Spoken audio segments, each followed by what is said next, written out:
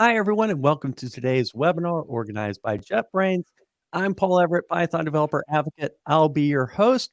Hello, friends of PyCharm. How are you doing? What's new with you? Well, thanks for asking. What's new with us? We have a new release, and this is a live stream on what's new in PyCharm 2023.1. Got to make sure I get that right. A lot of exciting stuff to cover. I've got my colleagues and friends with me today. Dr. Jodie Burchell is developer advocate for all things data sciencey, mainly Python, works out of Berlin. Welcome, Jodie. Hi, super happy to be here.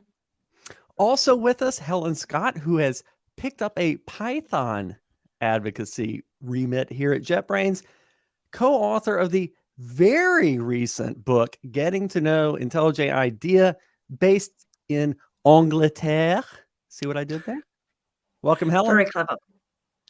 Thank you, Paul, and thank you for inviting me. This is my first What's New webinar for PyCharm, so what could possibly go wrong? Yeah, it's what's new in PyCharm, but it's also what's new with Helen, right?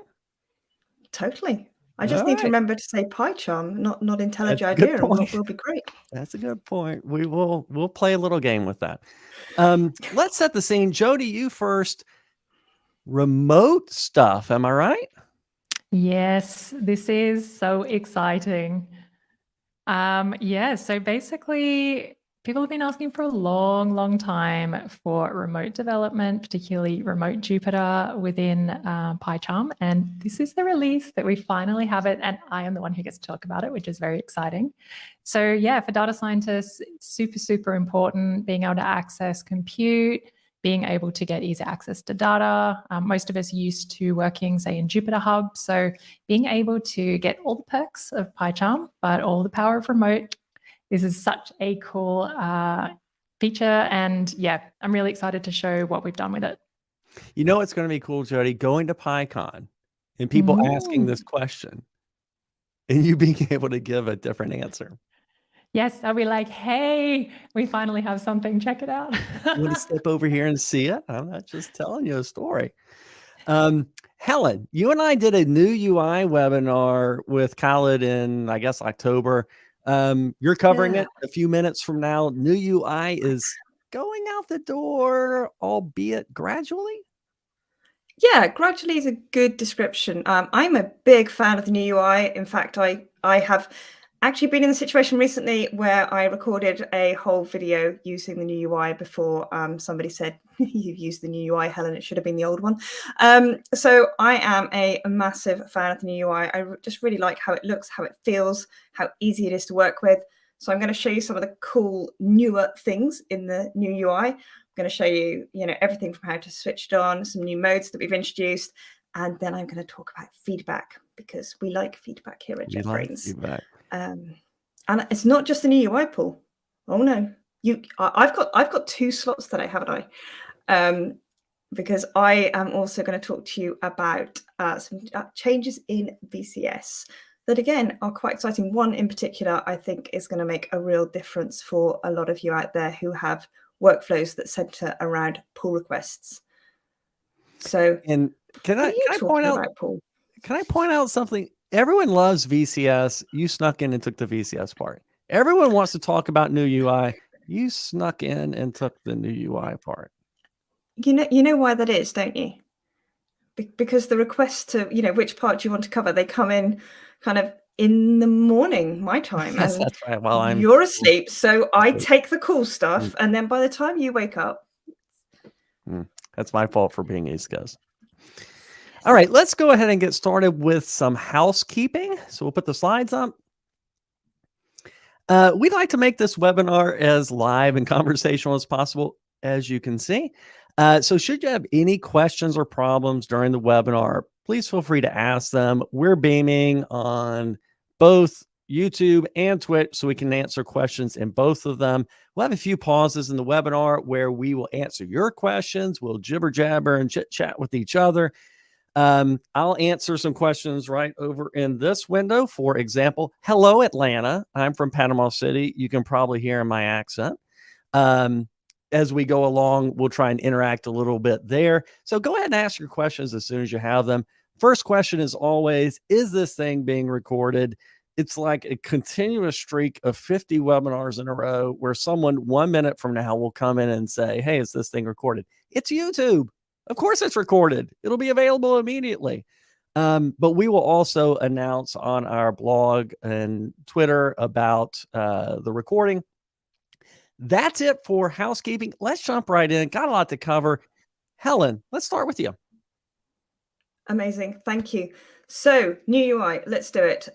For the more observant among you, this isn't it. Let me show you how to switch it on first and foremost.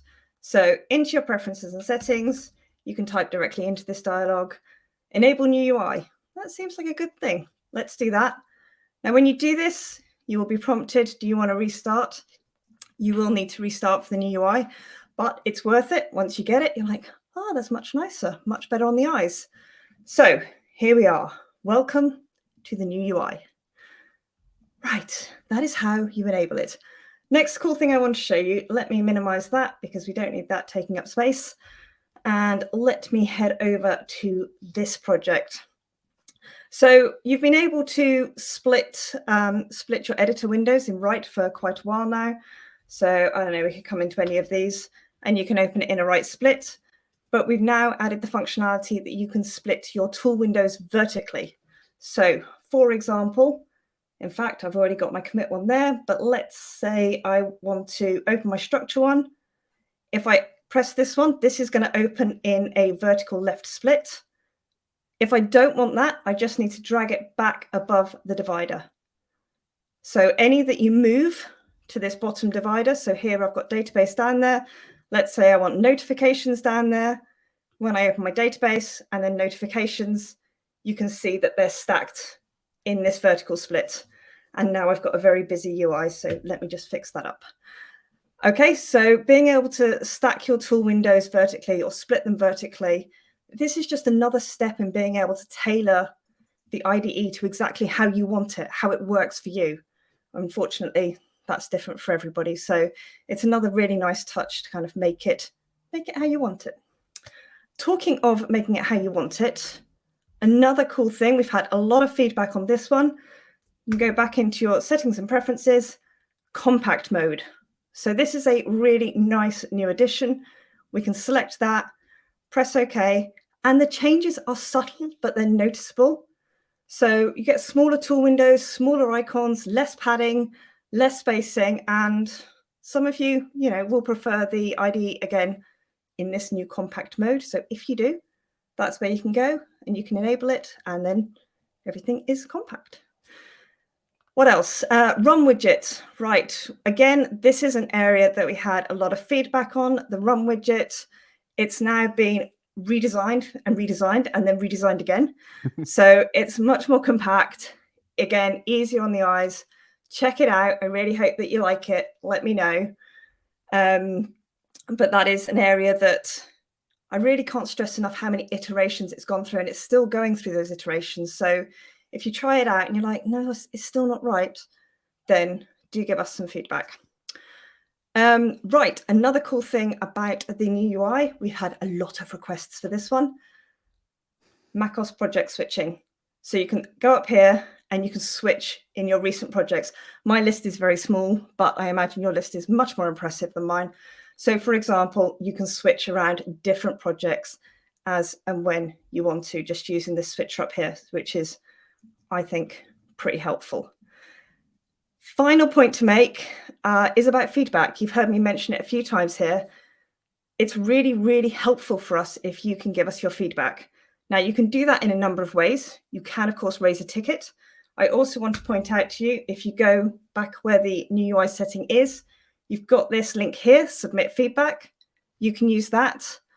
Now, if that doesn't work for you, then please just reach out to me directly. You can find me on Twitter or Mastodon. Same handle is handles on the live stream. Just ping me. Maybe it will end in open a ticket. But if you just want to show me something that isn't working for your workflow in the new UI, or equally you love the new UI and you want to share that, then give me a shout and we can chat. So in a nutshell, that is the new UI. My message to you would be switch it on, try it, test it for your workflow. And if something doesn't work for you, then please let us know. All right, let's chat a little bit about this. And I think so far we don't have any topics that need us to have the IDE up. So if we could come back, all three of us on screen. Jodie, I'll actually start one with you. The decision about enabling new UI by default was made kind of near the end of the release cycle. We decided to do it just for community, right? Now, there's a question that came up about community. I want to make sure I answered it right. They can still go back to old UI in community, right? They can go to the preferences and toggle back to the old. So yeah. So there isn't some worry that we're forcing in this step community users to switch to new UI. Exactly. Especially since we're still in feedback mode and we're trying to, get impressions. And then a question, or kind of a chance for all three of us to talk about something. The process for this has been kind of an interesting story to tell. The way that JetBrains approached taking in feedback about new UI, refining it and stuff like that. We didn't just go copy some existing look and feel. We listened to our customers, went through a focus group kind of thing, talked to actually people, changed our minds based on feedback. Do either of you want to talk about that? I've noticed an awful lot of iteration. I think way more than I expected. I think it's been, really heartening when we get, even just one or two users saying this really doesn't work for me, and then reaching out to those users and saying, well, okay, can we try this? How about this? Or what does this look like? And compact mode was one of them that was born. Can you give birth to a feature? But compact mode was one of the features that was really driven by user feedback, by the ask for things to be just a bit smaller and just a bit more compact. And I think that's a great example of what we've done with this new UI, because this hasn't been just a quick process. This has been a very, very long journey, and it's a journey that's ongoing, right? That's why I say reach out, tell me where you're at, what's working, what's not.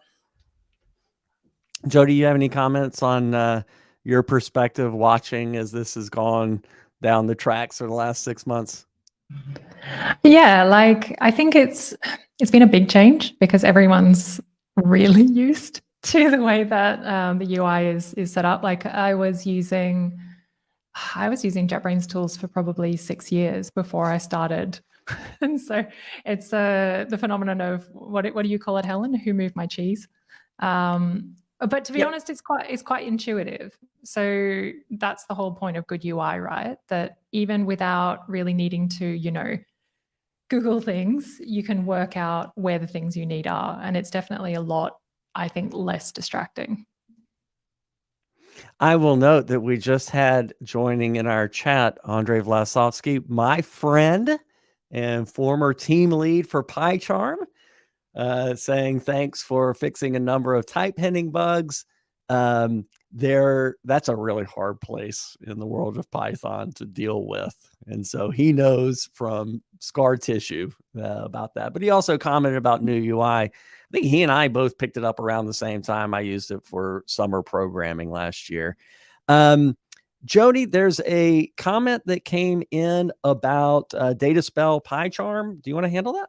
And it's from a data scientist, so it's going to a data scientist. Yeah, and this is a question we get all the time.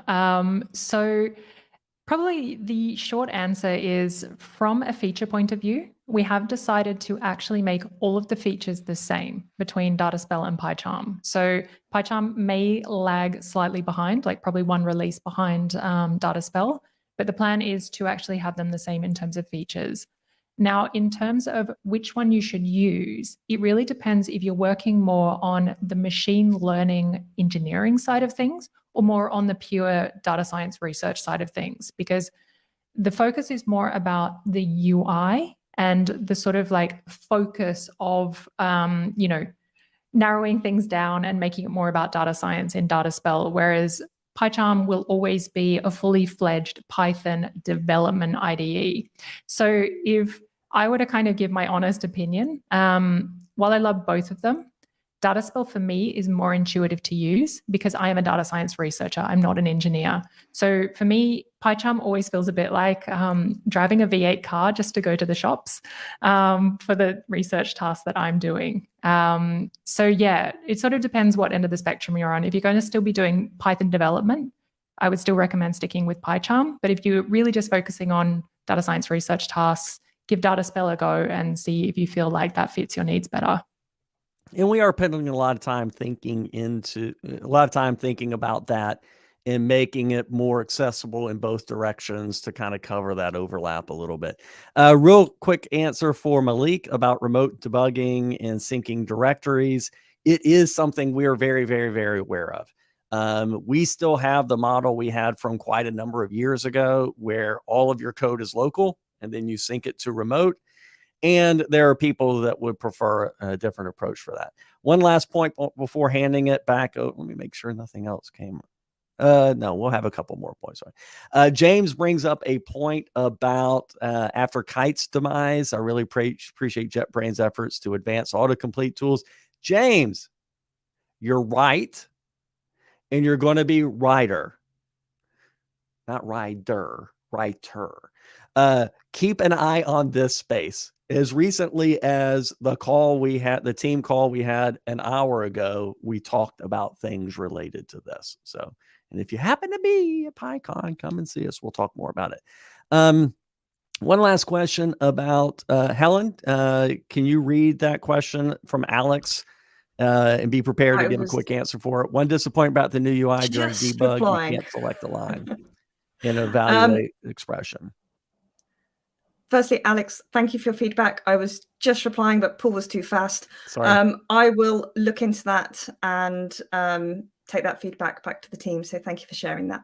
You want to remake your offer about contacting you? Absolutely. Absolutely. Twitter, Helen Scott, yep. Mastodon, reach out. Yeah, let me know your thoughts. Let me know how you find it. That's the kind of feedback that's really, really helpful. Well, all feedback is helpful, of course. But very specific feedback such as that is something that, is something we take very seriously and something that we can hopefully look into and see what can be done.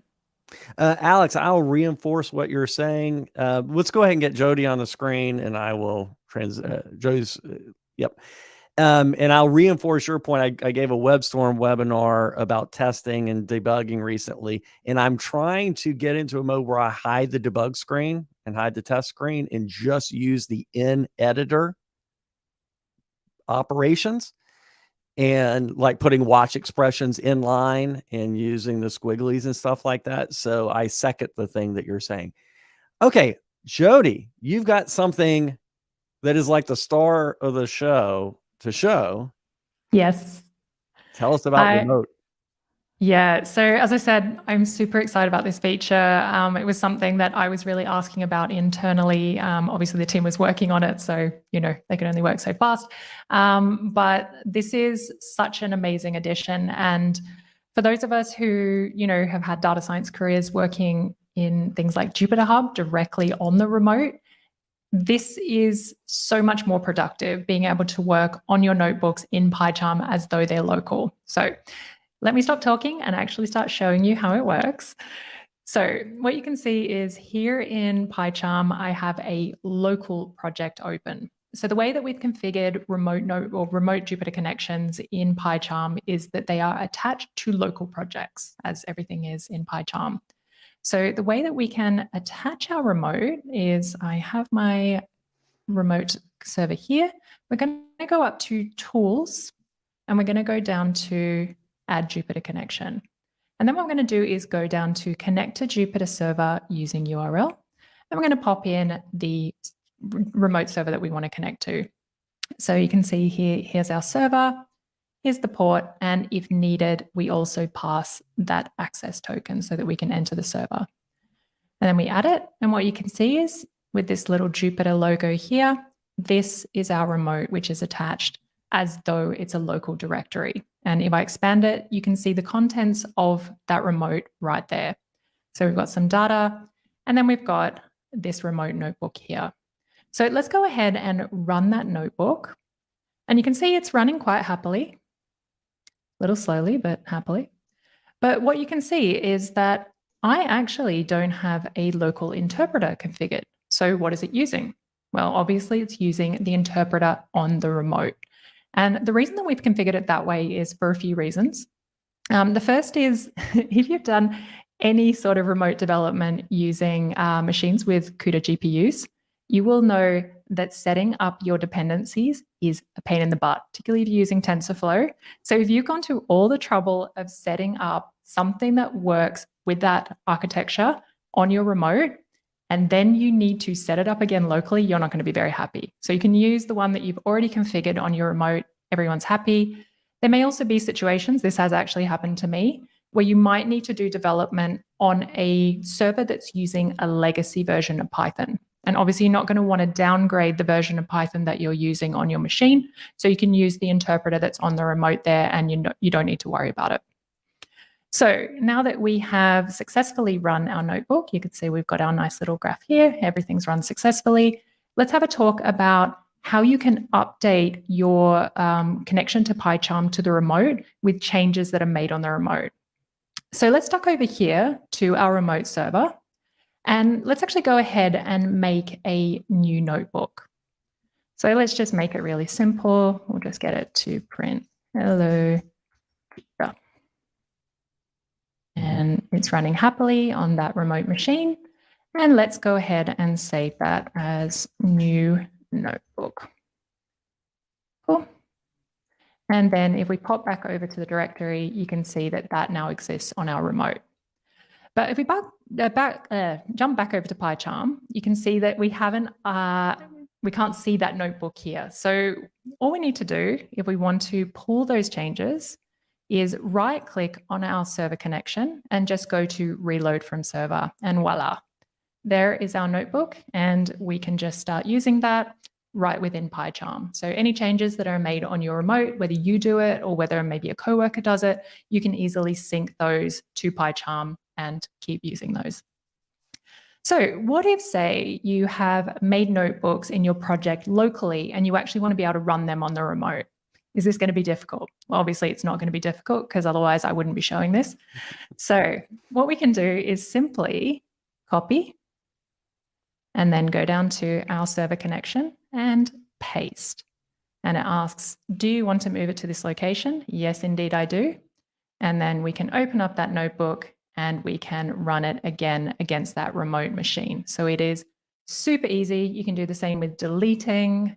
It's all just exactly the same as moving things between two local servers. And then the last thing I want to show you is a little bonus thing. So another very, very heavily requested feature is, can we use Copilot for code completion within notebooks? And as of this release of PyCharm, yes, you can. So we have a plugin. It now allows you to do code completion not only within notebooks, but also within remote notebooks. And you can see that Copilot is ready to go. It actually is already suggesting some code for me. But instead of getting it to select a column, let's see if we can get it to help us to create a function to add two numbers. And here we go. It's already way ahead of me. Can run that. And you can see Copilot just wants to keep going, generating code for me. So if you want to use this plugin, just go up to Preferences, and then go to Plugins and just search for Copilot. And once you've installed it and restarted PyCharm, it is good to go out of the box. It works exactly the same as I'm demoing to you in right now. So that's basically everything I wanted to show you today with notebooks. As you can see, these are absolute productivity enhancers. Instead of having to work in plain Jupyter notebooks or just be limited to your local machine, you get the best of both worlds.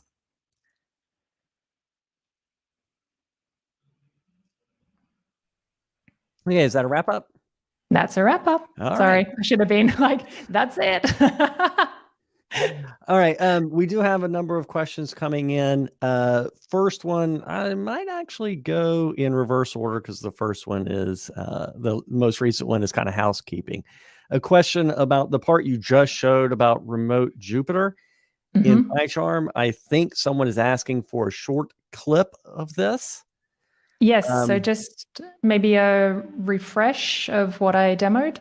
Either that, or maybe perhaps they're asking for us to put up a video snippet or something on Twitter. I don't know. Sure. We can take a note of that, and yeah, I can prepare that, and we can get the team to upload that.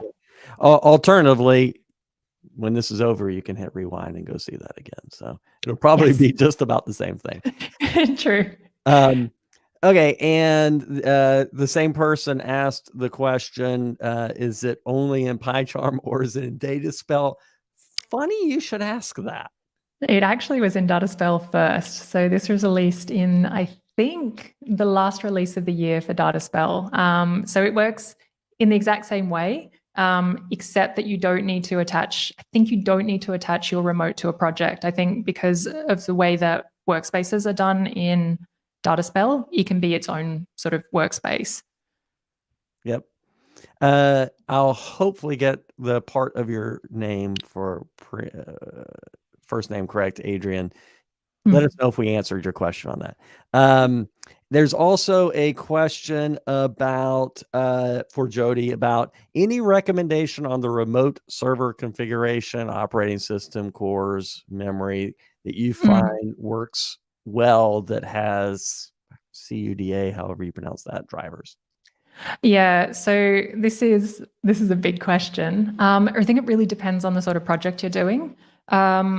Look, you only really need to use a server with a GPU if you're doing something that requires a lot of like matrix multiplication. So if you're running any kind of big model training or fine tuning, then you're going to need to get like, it doesn't need to be CUDA, but it does need to be some sort of GPU machine. I would really like, my usual go-to is I usually just spin machines up on Amazon because it's pretty cost effective, like on AWS. And yeah, like if you're doing any sort of like intensive processing task with Pandas is a CPU library, so you're not going to need like a GPU machine for that. And yeah, like it's very subjective. It sort of depends how much data you have, like how big the model is that you're going to train. Yeah, probably the only kind of real super practical advice I can give you is if you are using AWS machines, use the latest generation. They're cheaper for more power. So just to confirm, Helen, you and I, we don't have to do matrix multiplication, do we? I really hope not.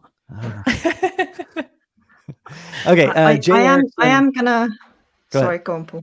Nope. I was going to say I'm going to have a little chat with Jodie about her UI later today or tomorrow, and get her to switch over to the new one. There you go. Yes. There you go.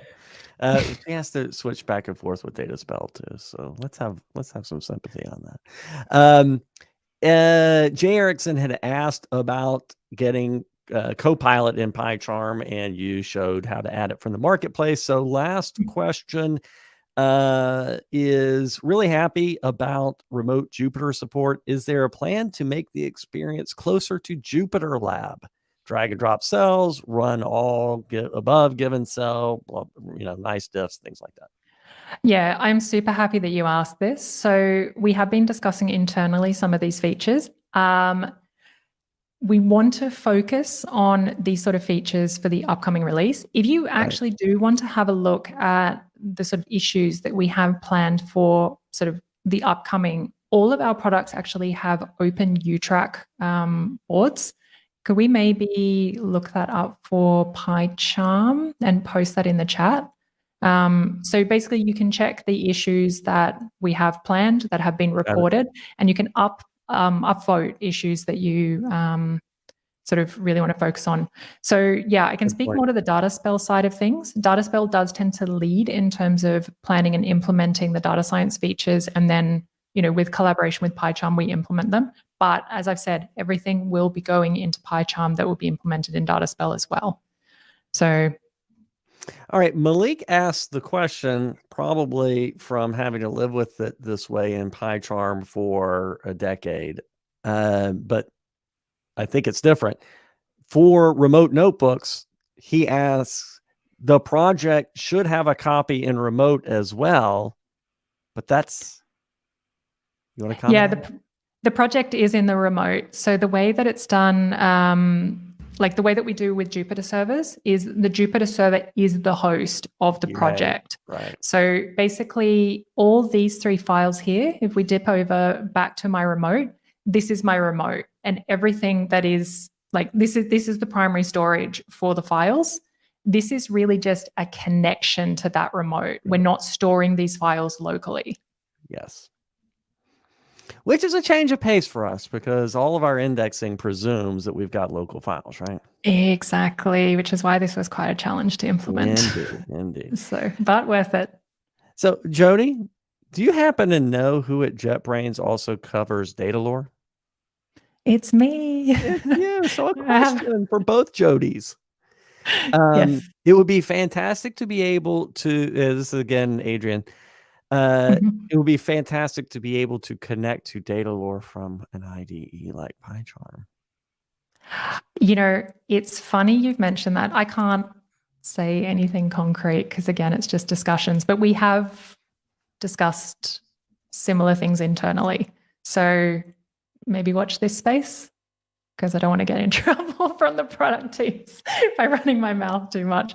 But yes, we have talked about how to maybe dovetail the two, because obviously you can then have the machines that you want at the click of a button with, the full power of the IDE and that flexibility. So yeah, we totally recognize this. And it's an interesting kind of debate that we've had, because the idea with data lore is it's fully managed. So we don't have, say, the full Git integration and things like that. Whereas obviously PyCharm is a proper IDE. So we're trying to debate how much do we keep in the hand of data scientists versus, managing for them. All right. So Adrian says, can he have it for his birthday, please? I'll promise you it will be available for your birthday. Which birthday? We're not going to promise. During your natural life.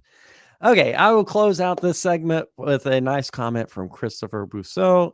That's a huge improvement about not having to copy files from really. Okay, so over to my screen, I'm going to talk a little bit about front end stuff that's available in PyCharm 2023.1, because I also handle web and JavaScript, WebStorm, and in PyCharm Professional, WebStorm is bundled.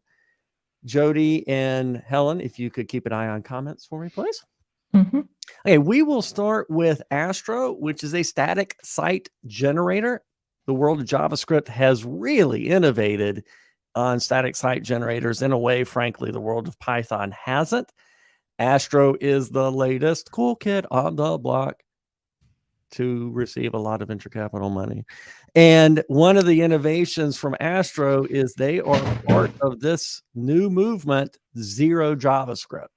So instead of these rehydration strategies where it's not server-side rendered, it has to ship over to the client.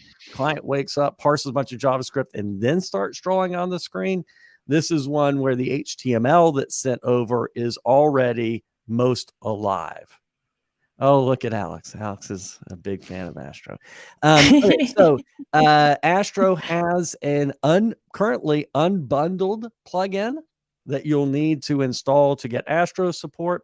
When I switch over to my IDE, I already installed Astro just to speed things up. Before I did, up here at the top, there was a little prompt that said, hey, I noticed that you are sitting on an Astro file. Would you like to install the plugin? I said, sure, PyCharm. That's very nice of you to ask. Thank you for doing that. And when I did, I went from a really ugly screen in black and white to a colorful screen with lots of help on it, because I'm sitting on a card.astro file. What is that? It's one of these single file component kinds of things. that uses markdown-like syntax to separate your file into blocks. This is where the code goes, and we can now do things like colorize, put in the wrong thing, navigate to symbols, and get, in fact, TypeScriptification of things as well. And so like down here in the actual markup, I get autocomplete on that enumeration. So Astro support is quite interesting. It's fresh out of the oven, which is part of the reason it's unbundled. And so it's still got some work to do. This is a good first step. We're pretty happy with it. All right, let me, and Jodie, I think that link you sent chopped something off at the end lately. All right, back over to the next thing we want to talk about, Vue and TypeScript. So let's see over here. I'm going to switch to my Vue project using what Helen just showed, the macOS project tab thingy. So I switch over and I have a Vue 3 project, and I'm sitting on a component in Vue, and I've written my stuff in TypeScript. I know it's in TypeScript because it's broken, because I'm doing something like that. Kind of it's not exactly definite assignment, but it's something like that. How can I make the IDE understand that this is TypeScript? We now support adding the language attribute. And as soon as we do, you're now in TypeScript. Before I did that, if I were to mouse over this, I would get an ESLint error, but not a TypeScript error. And I would get I have no idea what you are error. And since I don't have any idea what that is, I certainly can't do this either. Now, when I do this, I get a TypeScript error, cannot find name, etc. And I understand this syntax. In fact, I could type it.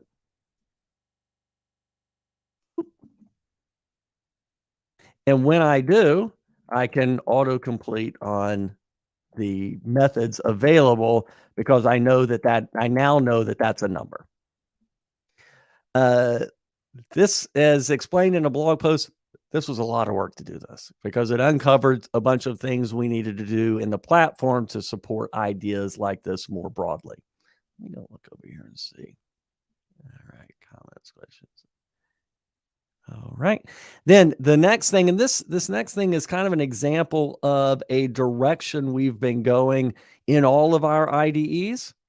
And so if I switch over to, this one, and make it a little bigger. We have been on a mission to make you love us. What happens is we put a whole bunch of this powerful machinery in, but you've got to do Command Alt 9, 12, 7 in order to use it. You don't even know it's there. So we want to surface more of our assistance. And you can see some of these examples in other things that we do. For example, let's say I'll show another one later when I'm in Python code. But things like refactorings and stuff, we surface them now. This is one where if you want a template literal, if you want it to look like that, changing it to a template literal was a little bit of a pain. You'd have to go here, backtick, go there, backtick, and then start typing. What we can do now is notice, oh, you're typing a template literal because you did that special syntax thingy, and now I can autocomplete on it. So it changed to backticks for you automatically, and then started auto-completing in the middle. That's one of those little convenience things that won't set the world on fire, but you will use a trillion times a day. I already am in love with this one. Quite a number of other things that we've done in the front end, things for Angular, things for Vue, things for React, things for JavaScript, webs, and HTML. Take a look at, paid political promotion. Take a look at my What's New in WebStorm video to see more features on what we're doing for full stack development. And leave me a note to see, we changed the format of that. And if you don't like it, let us know, because it will be the next What's New in PyCharm video. I will pause there and see, do we have anything to cover? I think you've just dazzled and amazed Paul, All right. because I'm not seeing any questions. So Might not yeah, I have think, full stack people. or we could just go with the dazzling and amazing, either or. All right, great. It is important for us to note that PyCharm Professional as a full stack IDE is badass. It includes both WebStorm and DataGrip, and people love DataGrip, don't they? What's not to love? This was DataGrip was my first IDE actually from PyCharm, from JetBrains. And this is the thing, it solves exactly the problem that it sets out to solve, which is a lot of places have, a lot of legacy databases. Everyone chose their own flavor of SQL, and all of a sudden you're a data scientist and you need to connect to all of them. No problem. Helen, in your days with IntelliJ, I don't know if you noticed it, but the best way to have a winning demo is to show off some DataGrip.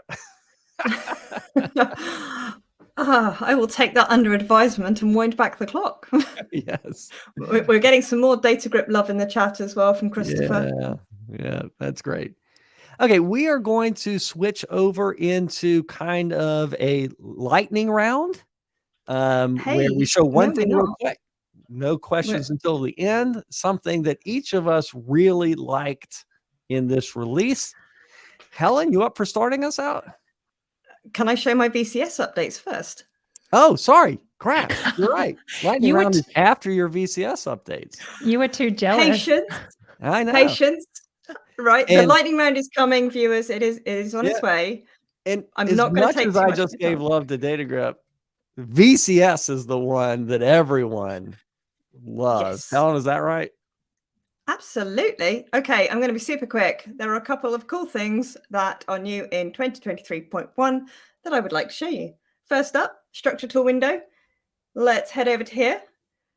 It's not very exciting at a first glance, but at a second glance, you might notice we've got a couple of entries in green and a couple of entries in blue. Green means they're new. Blue means they've changed.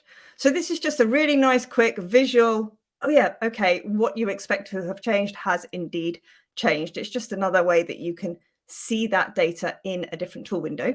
So that is improvement number one. Number two is even cooler, in my humble opinion. If you work a lot with pull requests, as many of us do, we have made quite a few changes in this area. So now, when you click a pull request, it opens in a new tab. You can see lots of information about the pull request. Likewise, if I close that one and go back to the second pull request, that will open in a new tab as well. But also, Paul Everitt is waiting for updates.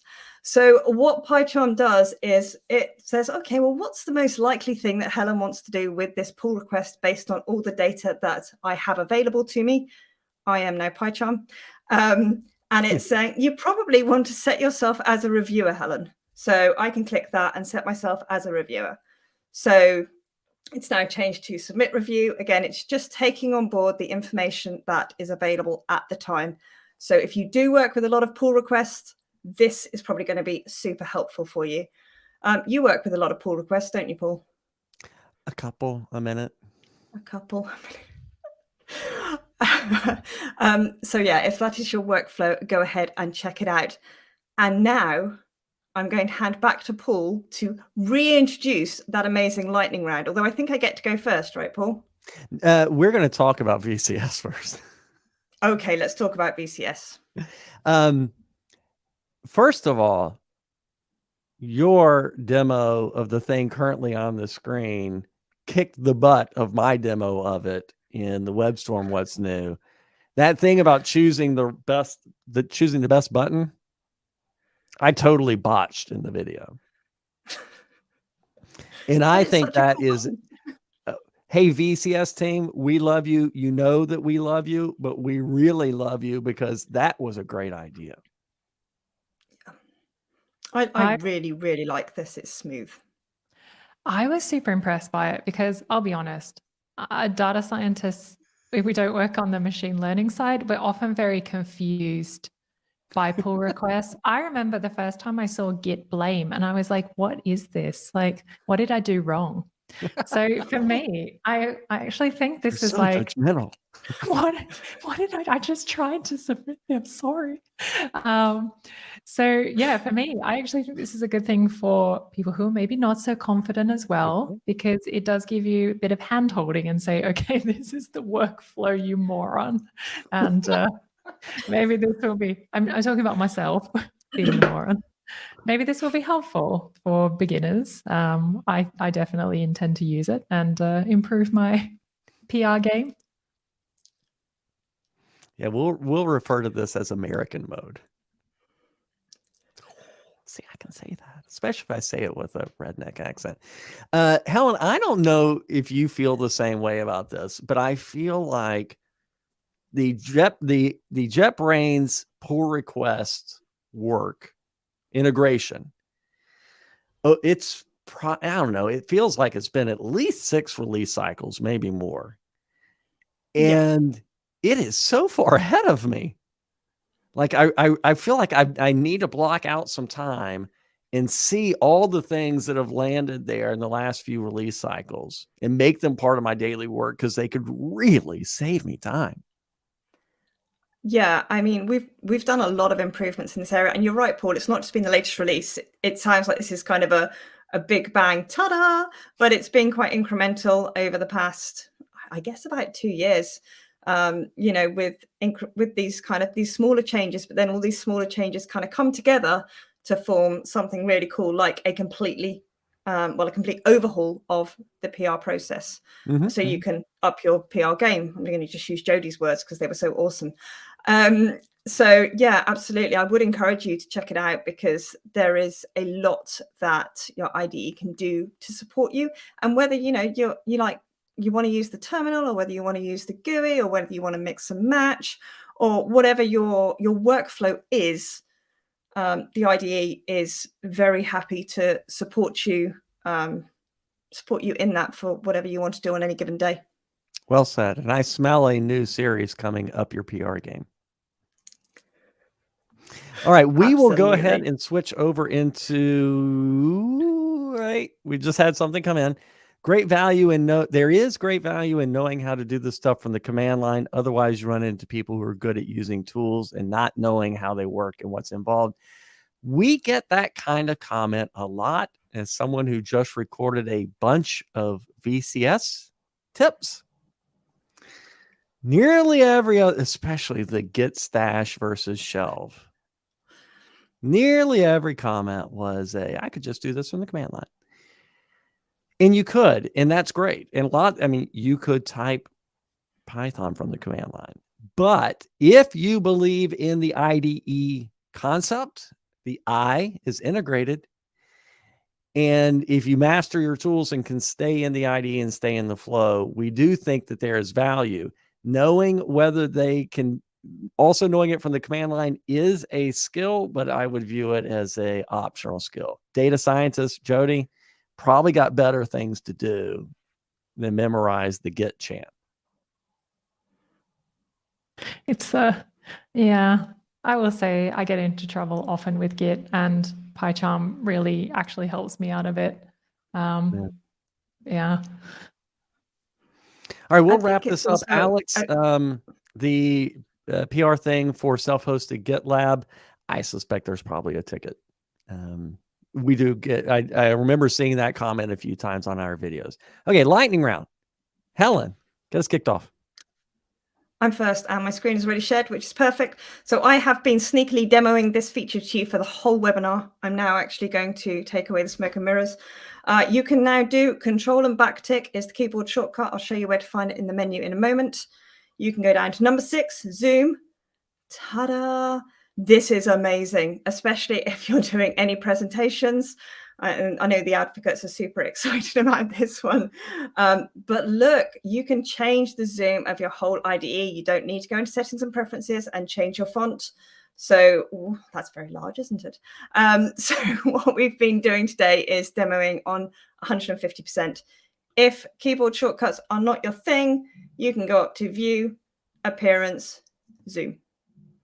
So that is absolutely brilliant as far as I'm concerned. So again, like I said earlier, it is another way to tailor the IDE to your preferences, what you want and what the ecosystem in which you want to work.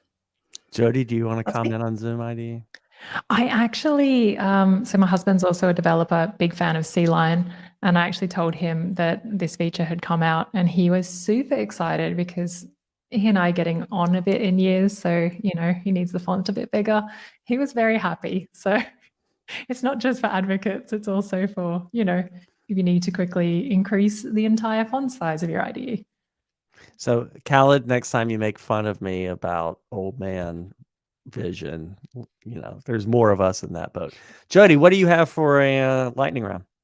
I have some very cool changes to Markdown tables. So obviously, data scientists use Markdown all the time, either in notebooks or for writing reports or blog posts, whatever.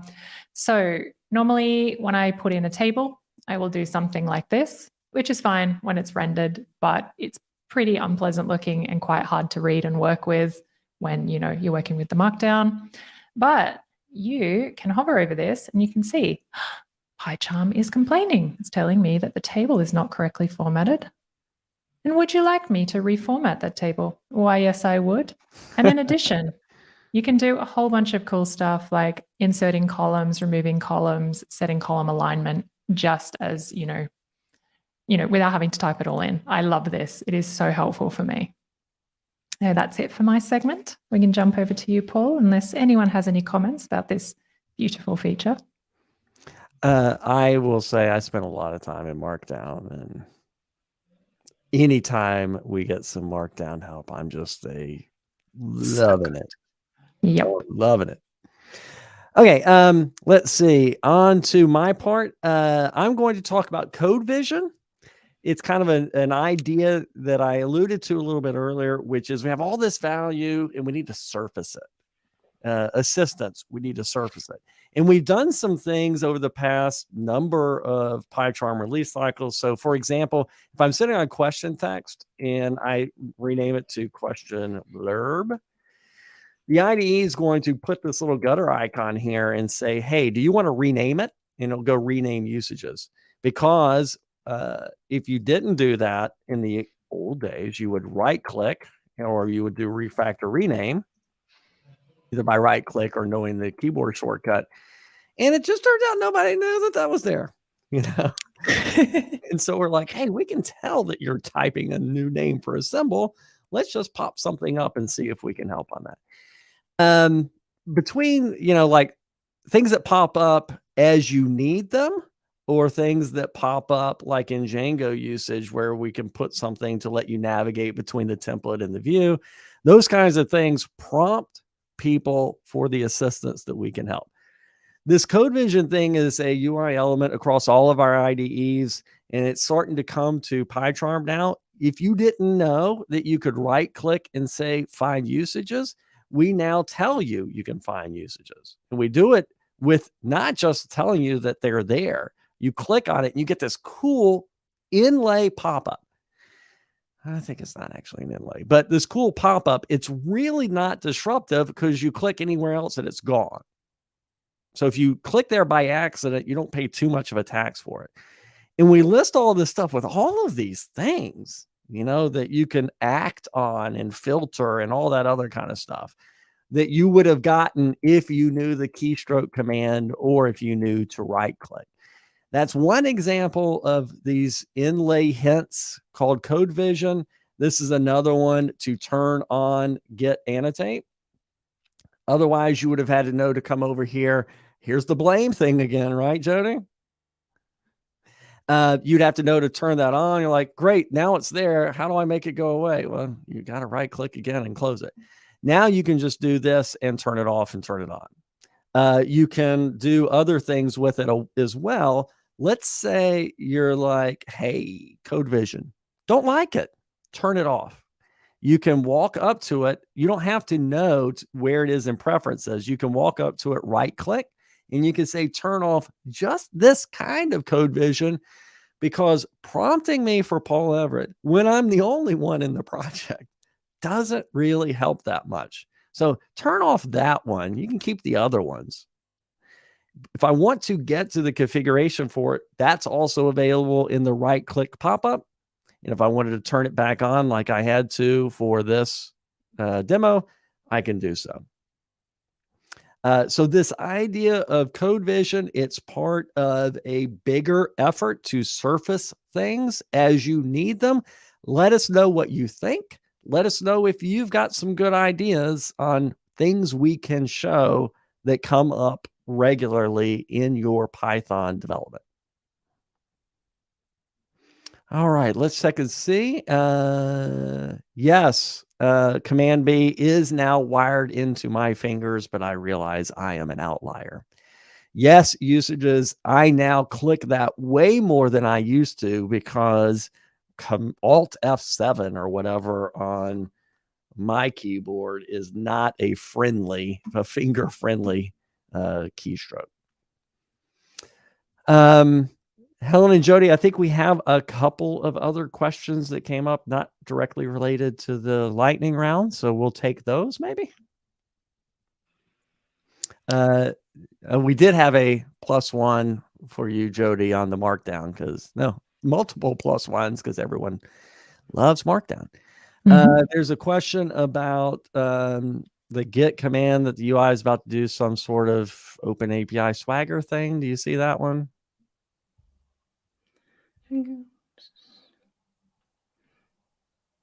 Shows the curl command.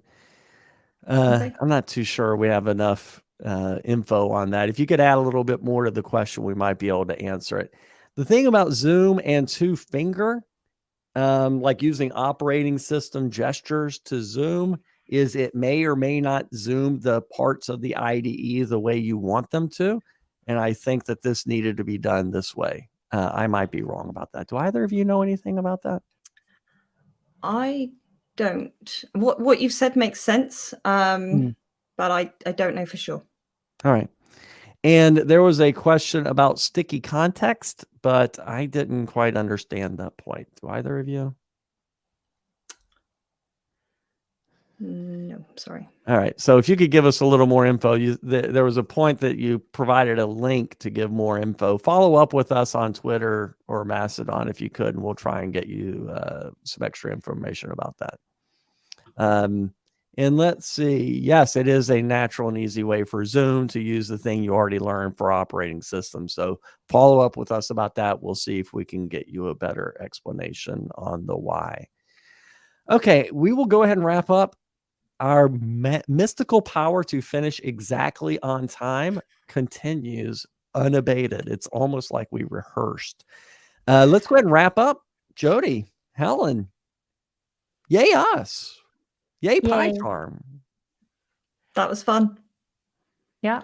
And yeah, I also wanted to echo what Helen said. Like, we would love to hear your feedback on all the features, particularly the notebooks, see if that they're scratching the itch that you had. And yeah, super happy with this release. So hopefully you guys are too. Jodie's right about remote. Helen, do you want to make one final plug for people to get on board the new UI train? I do. Please, preferences and settings, enable it, restart your IDE. Let us know what you think. There's a feedback link in that preferences and settings dialog that I showed you, and you can always ping me on the socials. My handle, Helen Jo Scott, is in this webinar. And yeah, we would love to hear from you. All right, let's go back to slides. As Helen said, I've got it in the show notes. We're here, we're listening, and we will make changes based on your feedback. For damn sure, the Run Tool widget got a lot of changes based on feedback. So there's proof right there that we are actually listening. If you would like to get more information and you're still listening, more information on PyCharm, please go to our website at jetbrains.com/PyCharm. If you haven't already, check out our PyCharm blog where you'll find news about PyCharm, releases, events. We'll put out a couple of maintenance releases for this, and then it's straight into EAP for 2023.2. In addition to educational resources such as this webinar, if you're going to PyCon, 2 out of 3 of us will be there. If you're going to PyData Berlin, 2 out of 3 of us will be there. Different too. But we'd love your feedback on this webinar. Feel free to contact us. By us, I mean Helen on Twitter. See what I did there? Really smooth. Really smooth. Or fill out the after webinar survey, which we will email in a bit, and which we actually read and act on. That's all from us today. Thank you very much for joining us. Helen, Jodie, thank you. Thank you. All right. And thanks to everyone who came. I like the questions were awesome. Questions were awesome. Everybody, have a nice day. Much appreciated. Bye.